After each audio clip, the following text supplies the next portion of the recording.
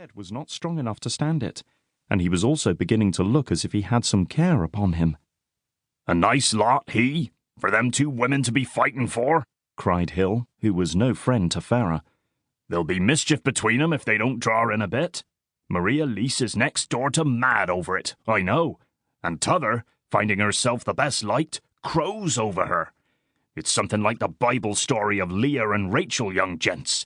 Dan Farah likes the one, and he's bound by promise to the t'other. As to the French jade," concluded Hill, giving his head a toss, "she'd make a show of liking any man that followed her. She would. A dozen of 'em on a string." It was all very well for surly Hill to call Daniel Farah a nice lot, but he was the best-looking fellow in church on Sunday morning, well-dressed too. But his colour seemed brighter, and his hands shook as they were raised, often to push back his hair that the sun shone upon through the south window, turning it to gold. He scarcely looked up, not even at Harriet Rowe, with her dark eyes roving everywhere, and her streaming pink ribbons. Maria Lease was pale, quiet, and nice as usual. She had no beauty, but her face was sensible, and her deep grey eyes had a strange and curious earnestness. The new parson preached, a young man just appointed to the parish of Crab.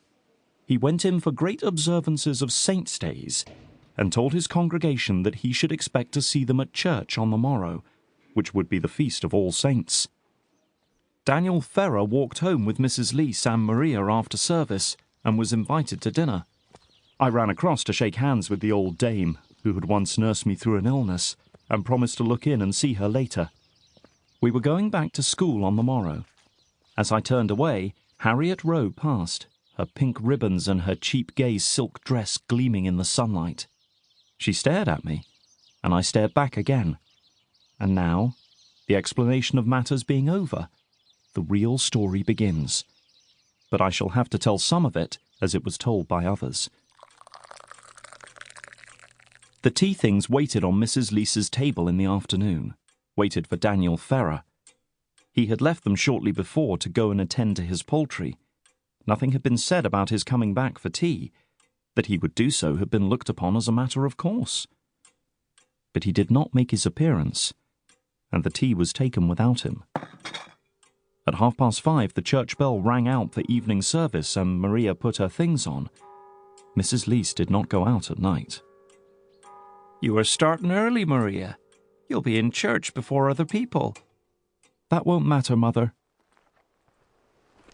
A jealous suspicion lay on Maria, that the secret of Daniel Farah's absence was his having fallen in with Harriet Rowe.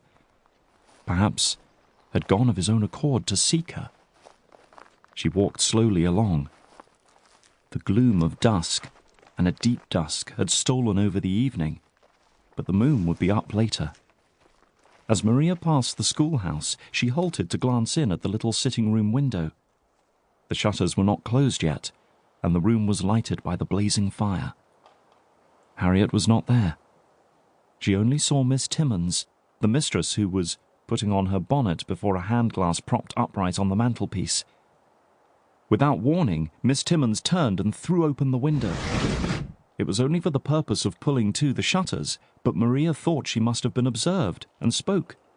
"Good evening, Miss Timmins." "Who is it?" cried out Miss Timmins in answer, peering into the dusk. "Oh, it's you, Maria Lease. Have you seen anything of Harriet? She went off somewhere this afternoon and never came in to tea." "I have not seen her." "She's gone to the Batleys, I'll be bound. She knows I don't like her to be with the Batley girls. They make her 10 times flightier than she would otherwise be."